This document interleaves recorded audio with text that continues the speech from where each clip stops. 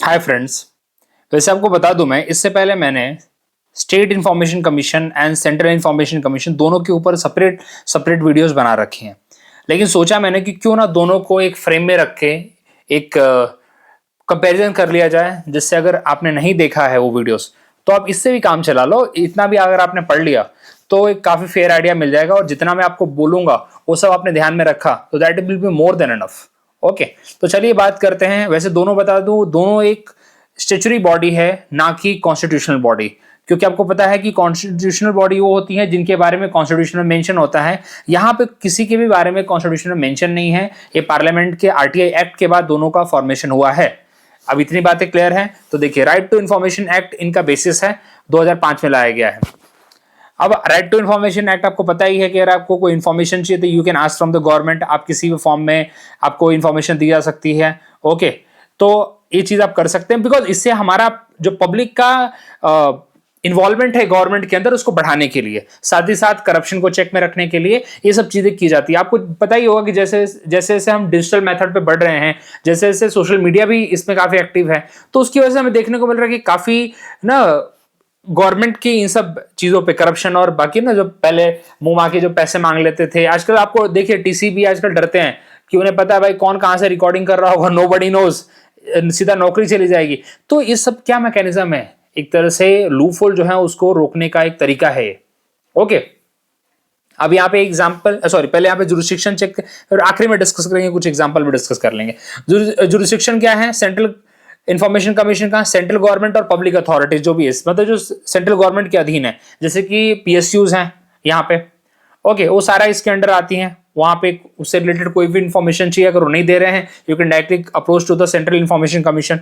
Okay, या जितने भी पब्लिक ऑफिसर्स हैं एट द सेंट्रल लेवल, वो सब इनके अंडर आते हैं, इसके अंदर आते हैं। मतलब वहां पे मतलब दे have the jurisdiction. State government की जितनी भी पब्लिक अथॉरिटीज हैं, गवर्नमेंट ऑफिस जो स्टेट गवर्नमेंट के अंडर कंट्रोल आ रही हैं उस पर्टिकुलर स्टेट की, स्टेट इंफॉर्मेशन कमीशन उससे अगर चाहिए, मतलब अगर at any time any point of time अगर चाहता है भाई कि उस पर्टिकुलर ऑफिस से कोई डॉक्यूमेंट मंगवाना है, कोई भी एक पर्सन को बुलाना है, तो वो सब समॉन कर सकता है उसको, because both the central information commission and state information commission दोनों को सिविल कोर्ट की पावर है। ठीक है, अब इनका कंपोजिशन देखिए वेरी वेरी इंपॉर्टेंट हो जाता है, और ये पूछा भी जाता है। One chief information commissioner here as well, one state chief information commissioner and 10 information commissioners here as well। दोनों में सेम मिलेगा आपको। एक और बात आपको बता दूं, मैं दोनों का जो टेन्योर है वो भी सेम है। सॉरी 5 नहीं, 5 तो पहले था, मैं वही भूल जाता हूं बार बार। एक बार मैंने वीडियो में बोल भी दिया था, वो भी गलत है। मतलब अगर आप ये देख रहे हो तो प्लीज करेक्ट कर लेना। 65 ईयर प्लस 3 ईयर, मतलब विच एवर इज, और 3 year which ever is earlier. यहाँ पे भी 65 और 3 विच एवर इज अर्लियर। एक और बात आपको बताना चाहता हूं मैं, जो चीफ इंफॉर्मेशन कमिश्नर है सेंट्रल लेवल पे, his salary, allowances and all the privileges is equal to the chief election commissioner. और जितने भी इंफॉर्मेशन कमिश्नर्स हैं, they have the salary and allowances equal to the election commissioner. Same goes with the state level. State के chief information commissioner की salary, allowances and everything is equal to the state का chief. Okay, चलिए appointed authority कौन सी? यहाँ पे president of India है, on the recommendation of the selection committee. Selection committee यहाँ पे कौन? Selection committee comprises of PM as a chairperson, leader of the opposition in the Lok Sabha. अगर leader of the opposition Lok Sabha में नहीं है तो लार्जेस्ट पार्टी जो भी होगी अपोजिशन में उसका लीडर। क्योंकि ऐसा होता है, पहले देखने को मिला था कि लीडर ऑफ द अपोजिशन कोई है ही नहीं, तो भाई ये पोस्ट और चेयरमैन की पोस्ट या फिर मेंबर्स की पोस्ट खाली चल रहा है बहुत लंबे टाइम से, कोई इसके ऊपर एक्शन लेने को तैयार नहीं है, तो इसलिए चेंजेस किए गए हैं। सेम स्टेट लेवल पे वही है। देखिए, चीफ मिनिस्टर है यहाँ पे chairperson, leader of the opposition in the state legislative assembly and the state cabinet minister nominated by the CM. यहाँ पे union cabinet minister appointed by the CM, appoint by the PM.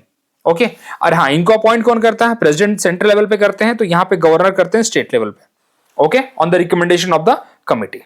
Simple सी बात है। देखिए, इसीलिए मैंने सोचा कि कंपैरिजन साथ में रखते हैं, जिससे क्या होगा कि क्लियर कट मिलेगा कि अच्छा यहाँ पे प्रेसिडेंट है तो यहाँ पे गवर्नर है, यहाँ पे पीएम है तो वहां सीएम है, ऐसे आप कंपेयर कर सकते हैं। देखिए यहाँ पे कहां पे दोनों में सेम है, कोई प्रॉब्लम नहीं है। तो देखेंगे बहुत जगह पे आपको सेम मिलेगा, बिकॉज दोनों किससे बने? सेम एक्ट से बने हैं ना, इसलिए सिमिलरिटी बहुत मिलेगी आपको। और सिर्फ डिपेंड करेगा नेचर दोनों का, जैसे एक सेंट्रल लेवल पे है तो वहां पे प्रेसिडेंट का नाम आ जाएगा, यहाँ पे गवर्नर का नाम आ जाएगा, otherwise everything will be same. Okay, सबसे बड़ी बात क्या रीअपॉइंटमेंट है?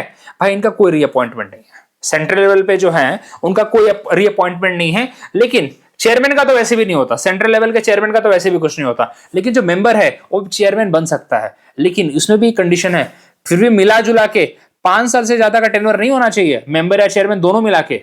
तो कैसे भी आपको, और रीअपॉइंटमेंट तो दूसरी जगह पे है भी नहीं, ठीक है, रीएम्प्लॉयमेंट भी नहीं है यहाँ पे जो स्टेट लेवल पे है, नॉट अलाउड, री अपॉइंटमेंट बिल्कुल अलाउड नहीं है। लेकिन अगर कोई स्टेट इंफॉर्मेशन कमिश्नर है वो स्टेट चीफ तो बन सकता है ना, क्यों नहीं बन सकता है? ओके, तो अब बट वही है कि टोटल एक्सीडिंग, मतलब 5 साल से ज्यादा आपका सर्विस नहीं होना चाहिए। अगर आप चेयरमैन भी बन जाते हैं तो, मेंबर अगर चेयरमैन बन गया तो भी उसका 5 साल से ज्यादा का सर्विस होना नहीं चाहिए, मिला जुला के पूरा। Okay, again power of function क्या है यहाँ पे? दे have the power, they can hear the appeal and complaint against the central public authority। अगर आपने आरटीआई की भाई डिमांड की उस पर्टिकुलर ऑफिसर सेंट्रल गवर्नमेंट का है उसने नहीं दिया तो आप जाके कंप्लेन कर सकते हैं। They have the power of the civil court, same at the state level also they have the power of the civil court, और स्टेट पब्लिक अथॉरिटीज के अगेंस्ट जितनी अपील कंप्लेंट है सारे सुन सकते हैं लोग। ओके, रिमूवल प्रोसेस प्रेसिडेंट यहाँ पे रिमूव करेगा। कौन सा सबसे बड़ा ग्राउंड देखिए, बाकी तो ऐसे है कि इंसॉल्वेंट अगर हो गए, माइंड एंड बॉडी की इन्फर्मिटी है, मतलब फिजिकल एंड मेंटल हेल्थ अगर अच्छी नहीं है तो ओके, या फिर कोई कोई दूसरे जॉब में अगर साथ में डबल जॉब कर रहे हैं, साथ ही साथ यहाँ पे मतलब प्रॉफिट मेकिंग कोई जॉब कर रहे हैं, और साथ ही साथ यहाँ पे भी जॉब कर, मतलब यहाँ पे भी जॉब करे, कहीं और भी जॉब करे, कहने का मतलब ये है यहाँ पे। तो इस तरह का अगर कोई काम करे, लेकिन सबसे बड़ा यहाँ पे है मिसकंडक्ट और इनकैपेसिटी, ये सबसे, मिसबिहेवियर और इनकैपेसिटी। अगर इन दो ग्राउंड है तो केस किसके पास जाएगा? यहाँ पे केस जाएगा सुप्रीम कोर्ट के पास, यहाँ पे भी केस जाएगा सुप्रीम कोर्ट के पास। लेकिन यहाँ पे गवर्नर रिमूव कर सकता है, यहाँ पे प्रेसिडेंट रिमूव कर सकता है। देखिए जितने भी कॉन्स्टिट्यूशनल बॉडीज के हम चेयरमैन और मेंबर को रिमूव करने की बात करते हैं, जहां पे ग्राउंड है मिसबिहेवियर और इनकैपेसिटी, तो वहां पे क्या होता है कि वहां पे सुप्रीम कोर्ट का डिसीजन बाइंडिंग होता है प्रेसिडेंट के ऊपर।